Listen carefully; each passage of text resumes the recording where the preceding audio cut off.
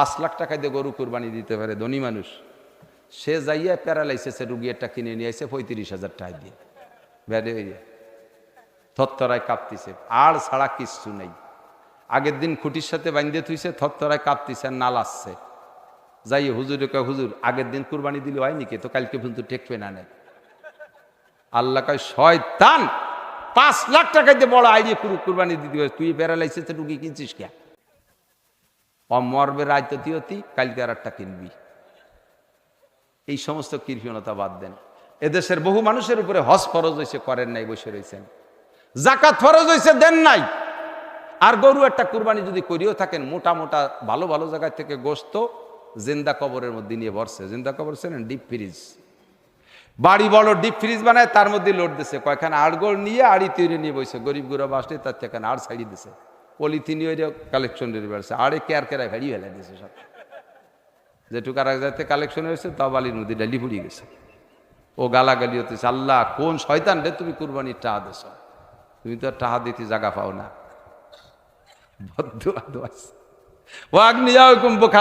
দেশের ধনীরা হবে কৃপণ। উমরুকে, আরে শেষে যে মাইডা দেশে এদিক তাকান, দুনিয়া ধ্বংস হচ্ছে কেন? ও উমরুকুম ইলা নিসাইকুম, তোমাদের সংসার থেকে সংসদ পর্যন্ত মাতুব্বারি চলে যাবে বিটি গিয়াতে, মহিলাকে হাতে। ঘরের মাতুব্বার বউ যদি কোনো জায়গা কিছু দিতে জামালের মার কাছ থেকে শুনিয়ে আসি, মসজিদি কটা টাকা দেবে জামালের মার কাছ থেকে শুনতে হবে, মাদ্রাসায় টাকা দেবে জামালের মার কাছ থেকে শুনতে হবে, সালের মার কাছে শোনা লাগবে। কে টাকা কামাই করে তুমি বিটি দেখে শিয়ার বানাইছো? কে মজলিসি বসে কোন জায়গা মিটিংই বসছে, কথা বলবে, তখন সালের মার কাছে শুনিয়েছে, ঘরে যাই বোর কাছ থেকে শুনতে হয় তার মাতুব্বারি। কপাল পড়ছে মুসলমানের খালি খালি না। ওয়ার্ডের মাতুব্বার মহিলা, ইউনিয়নের চেয়ারম্যান মহিলা, উপজেলা চেয়ারম্যান মহিলা, এমপি মহিলা, ডিসি মহিলা, এসপি মহিলা, সেনাবাহিনীর অফিসার মহিলা, পুলিশের অফিসার মহিলা, প্রত্যেকটা সেক্টরে মহিলা, কি বলা হয় ম্যাজিস্ট্রেট মহিলা, ডিসি মহিলা, খালি মহিলা আর মহিলা। লাস্টে যাইয়া এমপি মহিলা, মন্ত্রী মহিলা, প্রাইম মিনিস্টার মহিলা। যতদিন মহিলা থাকবে, নবী পাক নিজে বলেছেন, বুখারী শরীফের হাদিস, লা ইফলিহা কওমুন আল্লাহু আমারাহুম ইমরা, যে জাতির নেতৃত্ব দেবে মহিলারা, ওই জাতি কোনো দিনও সফল হতে পারবে না, কোনো দিনও পারবে না। আরে ভাই, নবীর কথা সত্যি না মিথ্যা? জোরে বলেন, নবী সত্য বলেছেন না মিথ্যা বলেছেন? আর নবী কসম কে বলেছেন, লা ইফলিহা কওমুন আল্লাহু আমারাহুম ইমরা, যেই জাতির নেতৃত্ব দেবে মহিলারা, ওই জাতি কোনোদিনও সফল হতে পারবে না। কাজেই ফিরে আসেন যদি সফলতা পাইতে চান, ফিরে আসেন যদি সফলতা পাইতে চান। কপাল পোড়ার যে কটা কারণ, তার ভিতরে এই হাদিসের ভিতরে 15টা, তার 3টে কই আমি শেষ করে দেবো। 3টে হলো, হুজুর বলেন সাদাল কবিলাতা ফাসিকুহুম, এদিক তাকান, দুনিয়ায় যে আজাব গজব যা আসছে কারণটা হুজুর বলছেন, সাদাল কবিলাতা ফাসিকুম, ফাসেক বলে যারা রেগুলার বুঝে বুঝে কবিরা গুনাহ করে, রেগুলার বুঝে বুঝে কবিরা গুনাহ করে, তার বুঝতে পারতেছি না, খেয়াল হতেছে না। হুজুর বলেন কওমের নেতৃত্ব দেবে ফাসেক, কওমের নেতৃত্ব দেবে ফাসেক। বলেন কারা দেবে? এবার ফাসেক চিনতে হবে না, যারা রেগুলার ইচ্ছাকৃতভাবে কবিরা গুনাহ করে তারে কয় ফাসেক। দাড়ি কাটা সগীরা না কবিরা? কথা কন। নামাজ না পড়া সগীরা না কবিরা? বেপর্দা করা সগীরা না কবিরা? সুদে কারবার করা সগীরা না কবিরা? যত বড় নেতা হোক, সে যদি সুদে কারবার করে তাহলে সে ফাসেক। সে কি? ফাসেক। 100 বার বলেন ফাসেক, ফাসেক, ফাসেক। দুর্নীতি করে, টোন মারে, মন মারে, চুরি ডাকাতি করে, দেশের সম্পদ লুটিয়ে পুটিয়ে খায়, জুলুম অত্যাচার করে, মানুষকে দিয়ে মানুষকে বাদায় বাদায় দিয়ে গন্ডগোল ফাসাদ বাদায় দিয়ে হত্যা করা দিচ্ছে, এগুলো সগীরা না কবিরা? এই কবিরা গুনাহ যারা করে তাই কয় ফাসেক। হুজুর বলেন জাতির নেতৃত্ব যখন দেবে এই ফাসেকরা, ওয়াসাদাল কবিলাতা ফাসিকুম ওয়া কানা জাইমুল কওমে আরজালাহুম, কপাল পোড়ার আর একটা কারণ হুজুর বলছেন, এদিক তাকান, ওয়া কানা জাইমুল কওমে আরজালাহুম, যখন দেখবা সমাজে এমন নিকৃষ্ট মানুষ, ব কলমে বুথা, লেখাপড়া কিচ্ছু জানে না, 5 বছর 10 বছর আগে তারে মানুষে কিসেন কামলাও নেত না, এমন বাজে, তারে যদি কেউ খেতে কিসেন নেছে, তাহলে অন্য কিসেনটা কয় ওরে কিসেন নেছে, আমরা তোমাদেরকে কিসেন দেবো না, ওর হলো বগলে গন্ধ, গালে গন্ধ, কান পচা, বাটিতে কাজ করা যায় না, এমন থার্ড ক্লাস। হঠাৎ করে আঙ্গুল ফুলে কলা গাছ, ছেলেটা আমেরিকা চলে গেছে, মাসে 5 লাখ টাকা পাঠায়, আগে নাম ছিল পাইসো, এখন পয়সার কারণে নাম হচ্ছে পাচল খা। আগে কত শামু, এখনকার শামসুল হক সাহেব, কিচ্ছু জানে না, বুথরা মানে দুমসা বুথরা। এইটা না হলে মিটিং হবে না। এই শামসুল হক সাহেব না আসলে মিটিং হবে না, অথচ কিচ্ছু জানে না। 5 বছর আগে তারা কেউ লাইট হইও নাই। সমাজের যদি 99 জন মানুষ দাওয়াত পাইছে, একটা লোক বাদ গেছে, তাহলে ওইটা বাদ গেছে, ওর দাওয়াত দেওয়া যাবে না। আজকে সে হয়েছে চেয়ারের বড় মালিক, বড় চেয়ারের মালিক। এই যখন তোমাদের সমাজের অবস্থা হবে, তখন তোমাদের চতুর্দিক দিয়ে গজবে ঘিরে ধরবে। 3 নম্বরে ওয়া উকরিমার রজুলু মাখাফাতা শাররিহি, এমন মানুষকে তোমরা সম্মান করবা যারে সম্মান করার যোগ্য না, কিন্তু সম্মান করো তারে ক্ষতির ভয়তে। যদি তারে সম্মান না করো, ভাইজান ভাইজান না কাও, বড় ভাই না কাও, স্যার না বলো, বস না বলো, নেতা না বলো, কোন পেছে আবার তোমারে বিপদে ফেলাই দেয়, এই ভয়তে সম্মান করো, নইলে তারে লাইথলিও পারিজ্জত যায়। আছে না নাই? আমি কই না, বিশ্বনবী বলেছেন, কথা সত্যি না মিথ্যা? এই ঘটনা হুজুর বলছেন ঘটবে, আর এখন কি ঘটবে না ঘটছে? আছে না নাই? কথা বলেন। এগুলো সব রানিং হয়ে গেছে না? এরকম 14টা 15টা আছে হাদিসের ভিতরে, সবকটা বলার সময় নাই। যদি শান্তি পাইতে চান, এই সমস্ত দুর্নীতিবাজদের হাত থেকে সমাজকে পবিত্র করতে হবে। রাজি আছেন ইনশাআল্লাহ? আল্লাহ কবুল করুক, বলেন আমিন। যদি এই অন্যায়গুলো হয় সমাজে, হুজুর বলেন তখন আসবে রিহান হামরা, বাতাস গরম হয়ে যাবে। বাতাস গরম হয়ে যাবে। সর্বপ্রথম গজব হলো গরম বাতাস। জালঝালা, ভূমিকম্প হবে। মাসখা, মানুষের চেহারা বিকৃত হয়ে যাবে। কাজফা, আকাশ থেকে পাথর বর্ষণ হবে, শিলা বর্ষণ হবে, 1.5 কেজি 2 কেজি ওজনের শিলা বর্ষণ হবে। আগুন বৃষ্টি হবে, আগুন বৃষ্টি হবে। এই যে দাবানল, কি অগ্নিবৃষ্টি, আল্লাহর পক্ষ থেকে দাবানল। কেউ আগুন জ্বালায় দেয় না, গাছে গাছে ঘষা লাগিয়ে হাজার হাজার একর জমি পুড়িয়ে, গাছপালা পুড়িয়ে, বিল্ডিং পুড়িয়ে সাফ হয়ে গেছে। খুদার গজব, দাবানল, অগ্নিবৃষ্টি। এরপরে হুজুর বলেন ও আয়াতিন তাতাবা কানে জামিন কুতিয়া সিলকু পাতাতাবা, একটা মালা বা তসবির সুতো কেটে দিলে দানাগুলো যেমন টপ টপ করে পড়ে, ওই রকম দানা গজব একটার পর একটা আসতে তালে থাকবে। একটা ঠেকাতে ঠেকাতে আরেকটা এসে পড়বে, একটা ঠেকাতে ঠেকাতে আরেকটা এসে পড়বে। ঠেকাতে তো পারবাই না। গজব দেনেওয়ালা কে? প্রকৃতির মালিক কে?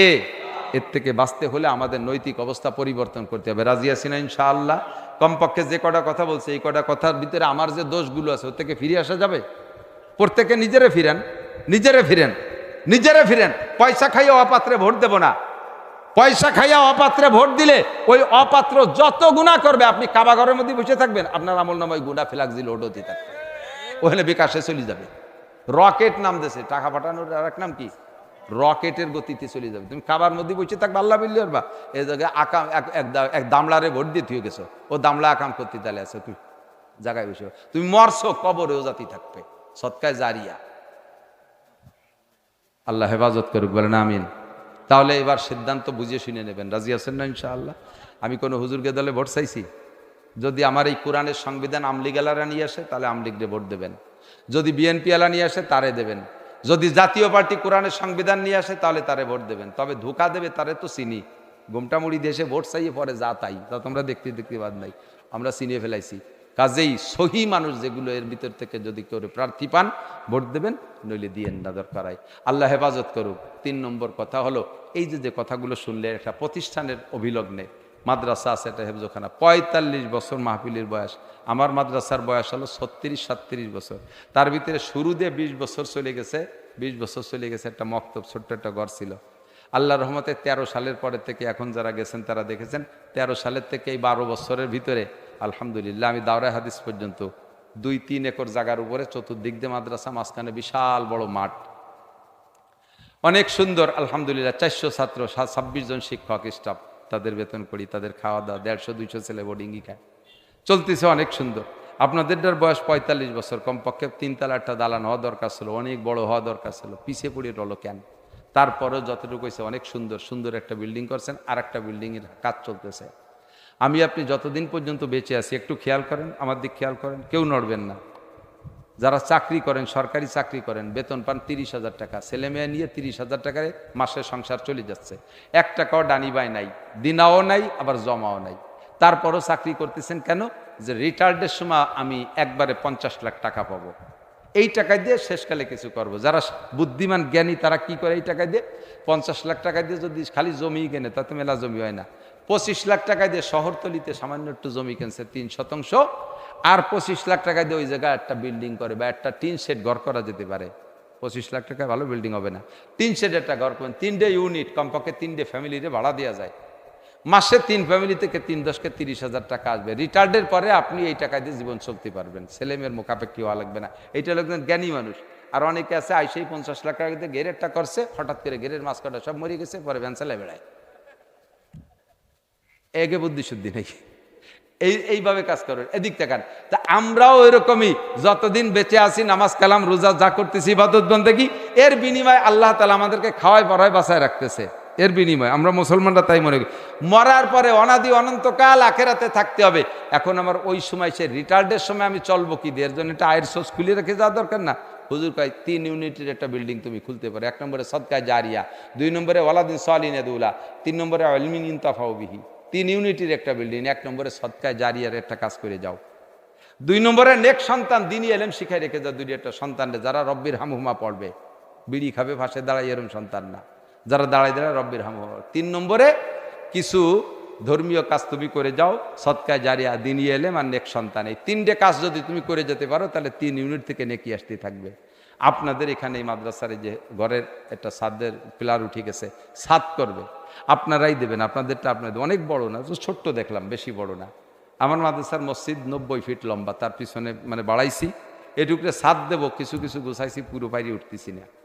খরচ তো বহুত, 150-200 ছেলে বোর্ডিংই খায়, 3 বেলা গরম ভাত পান, সরকার সাইডে নাও দেয় না। তাহলে কিভাবে আবার 26 জন শিক্ষকের মাসে 4.5 লাখ টাকা বেতন দেওয়া লাগে, সরকার 4.5 পয়সাও দেয় না।